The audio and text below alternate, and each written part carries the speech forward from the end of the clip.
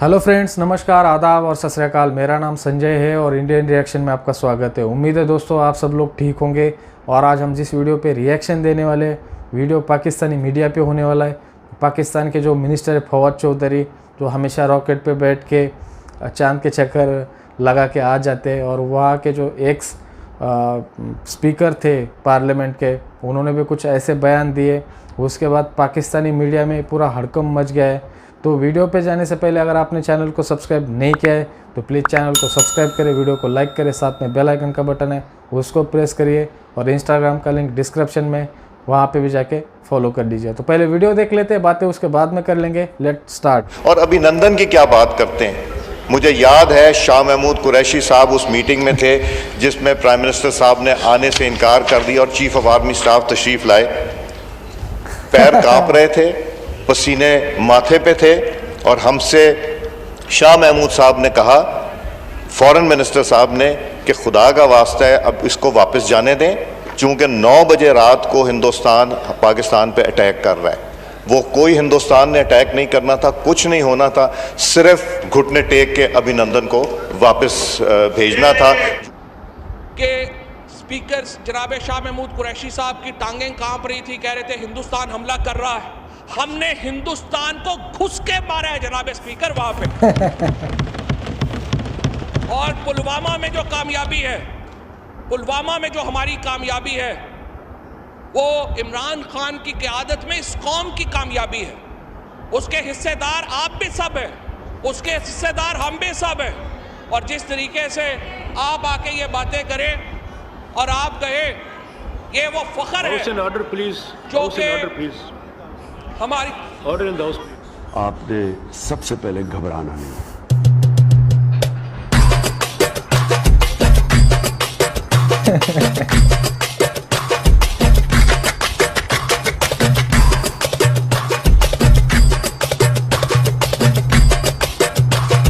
अमीर अब्बास, अब आप बताएं कि इंस्टेड ऑफ के जी ये कहना कि जी कल जो बात की थी उसको उन्होंने फिर उसी तरह रिपीट कर दिया, मतलब मैसेज बयानिया वही रहा, लेकिन उन्होंने ये कहा कि इंडिया ने तोड़ मरोड़ कर, और इंडिया इन चैनल्स पर बाकायदा पूरी उनकी स्टेटमेंट बार बार सुनाई जा रही है। कल से एक उनके वहाँ पे जो है वो ढोल बजाया जा रहा है, खुशियाँ मनाई जा रही हैं। क्या कहते हैं? एक तो ये बहुत भोंडा किस्म का मजाक है लोगों के साथ जमीर साहब, कि पहले आप एक स्टेटमेंट देते हैं। मैं इनकी बात नहीं कर रहा, मैं ओवरऑल जो हमारी पाकिस्तान की जो पॉलिटिकल लॉट है माशाल्लाह, आप एक स्टेटमेंट देते हैं, वो स्टेटमेंट जब आपके गले पड़ती है तो आप कहते हैं कि जी ये तो हमारे स्टेटमेंट को सियाको सबाक से हटकर पेश किया जा रहा है, तोड़ मरोड़ कर पेश किया जा रहा है। क्या तोड़ मरोड़ कर पेश किया जा रहा है? आपने लोगों को उल्लू का पट्टा समझा हुआ है, जो लोग आपको सुन रहे थे, देख रहे थे।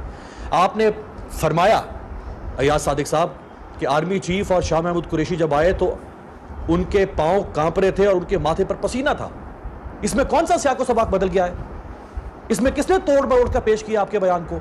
और जब आपका वजाहती बयान आ रहा है, आप फरमा रहे हैं कि ये मैंने इमरान खान के बारे में बात किया कि उसके पसीने छूटे में, तो आप कहते ना वहां पर कि आपने इमरान खान के बारे में बात किया।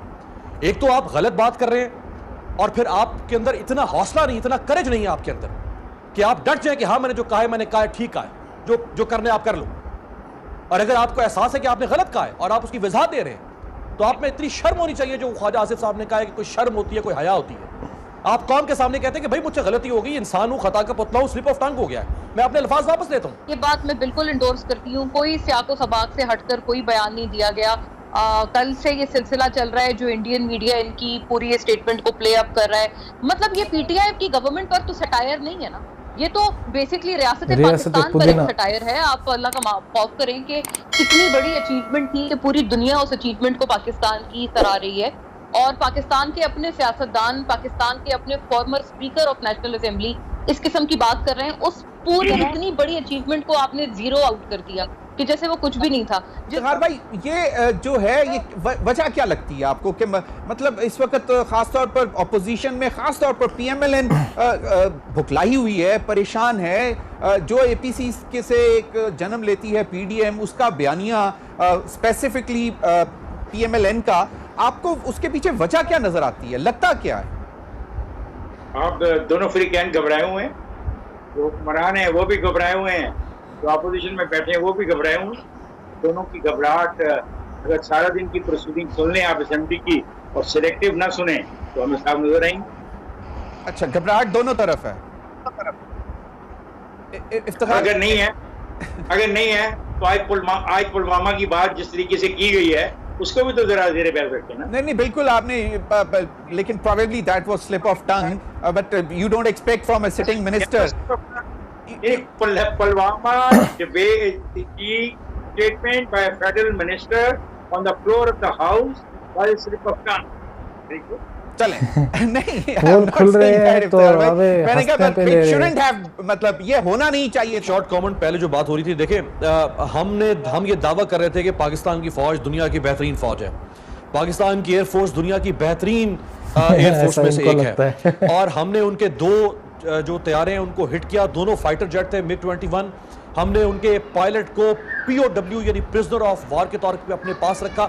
हमने आज भी रिसालपुर एकेडमी में अभिनंदन के तबाहशुदा जहाज की जो कैनोपी है उसको वॉर ट्रॉफी के तौर पे रखा हुआ है। सही। हम फख्र कर रहे थे कि ये हमारा अलर्टनेस लेवल था, ये हमारा रिस्पॉन्स टाइम था कि हमने उनके जहाजों को अपने सरहद में घुसने नहीं दिया, हम यहां से टेक ऑफ करके वहीं पे उनको जो है हमने बुलडोज कर दिया।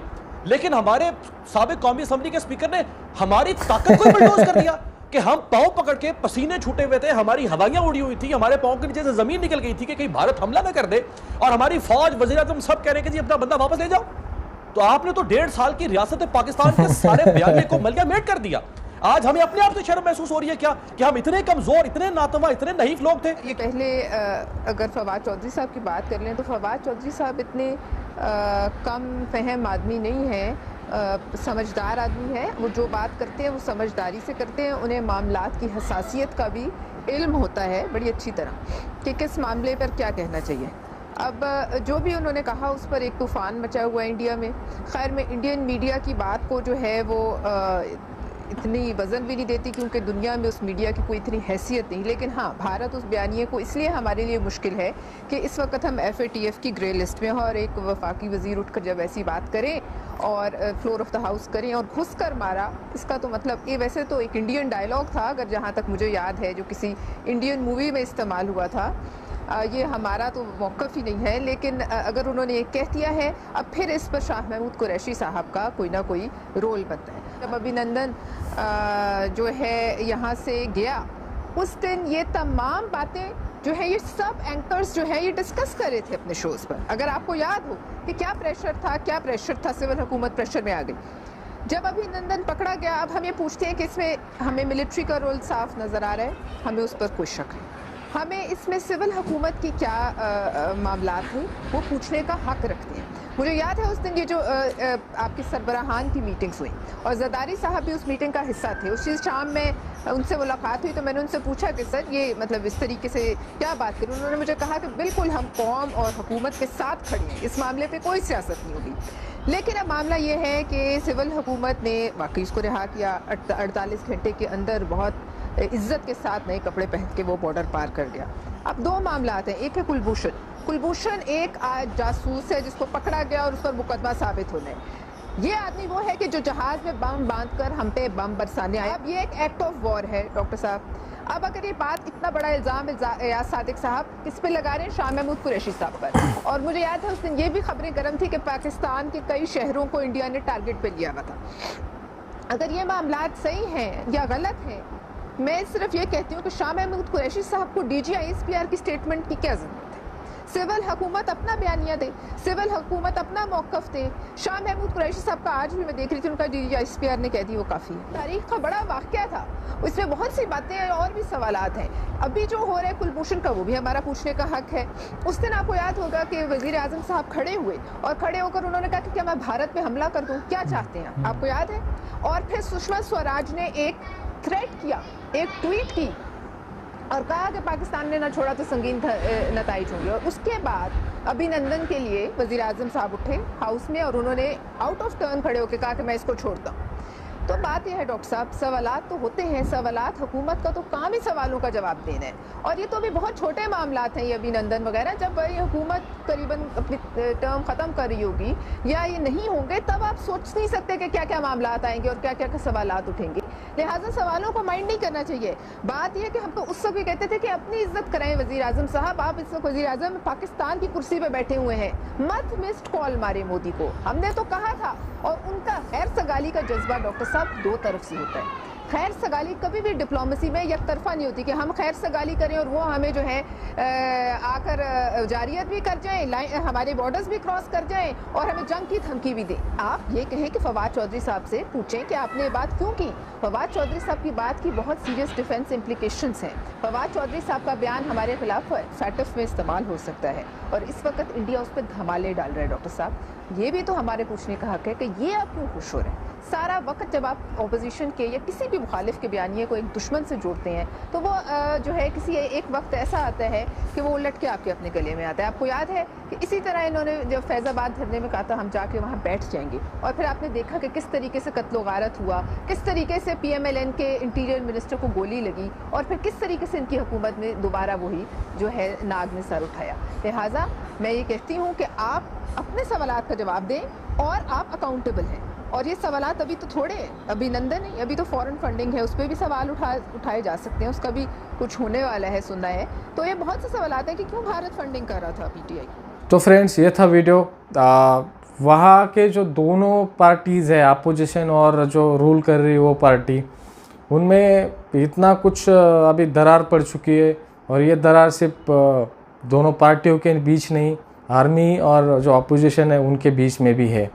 और जो पहले स्पीकर थे और आप भी सांसद है पाकिस्तानी पार्लियामेंट में, पहले उन्होंने एक स्टेटमेंट दिया वहाँ की पार्लियामेंट में खड़े होके कि जो फॉरेन मिनिस्टर है उन्होंने अल्लाह का वास्ता दिया कि इनको जाने दे। और जो वहाँ के आर्मी चीफ है उन्होंने तो उनके तो पैर काँप रहे थे और उनके माथे पे पसीना आ चुका था, इतने घबराए हुए थे कि क्योंकि इंडिया उन पे अटैक कर देगा।